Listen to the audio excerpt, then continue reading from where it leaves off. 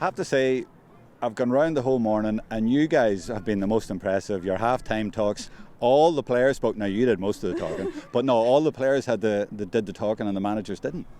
Yeah, well, I was just watching at half-time because I could see where the movement was and wasn't happening, so I just thought I could just go in and tell the girls where they need to move into and be calling names because it was very quiet on the pitch.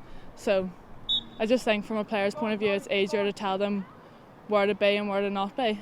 There's a QR code inside that you're supposed to look at and it gives you instructions and tells you, well, suggestions, and one of the things says observe a game in silence from the sideline with your fellow coaches. Has that been happening? Pretty good extent, it's through the whole process of the PDP we're trying to create a thinking player, so when the player goes over the line they're going to have problem solve on the field, so the more that we can create that environment that they will be able to do that, then it's a positive. And the comments at halftime, what were the girls saying? Were they all challenging? Were they all positive? Yeah, they were all agreeing with me and saying, oh yeah, I do need to do that, I can see where you're coming from, or I can see that this is happening too. So we were all kind of pitching in and saying what the whole team can do to improve.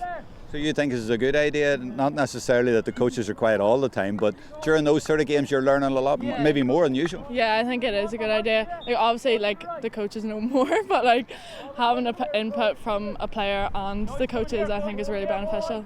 So it's a challenge for coaches, isn't it? Yeah, absolutely, because just human nature. Coaches tend to be shouting instructions, one thing and another. But the whole idea of as girls get older, they start off you're spoon feeding them, and then as they develop towards an adult team, you want a player who's going to be able to work things out for themselves, So it's not necessarily about winning here today. This is a long-term picture. You're smiling at me now as if, yeah, it is.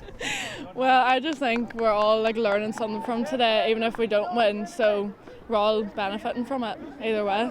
Yeah, well, this is the second year Down have participated in this, and we're actually the only Ulster county that have done so. So from that point of view, we're just hoping it'll reap dividends, further down the line.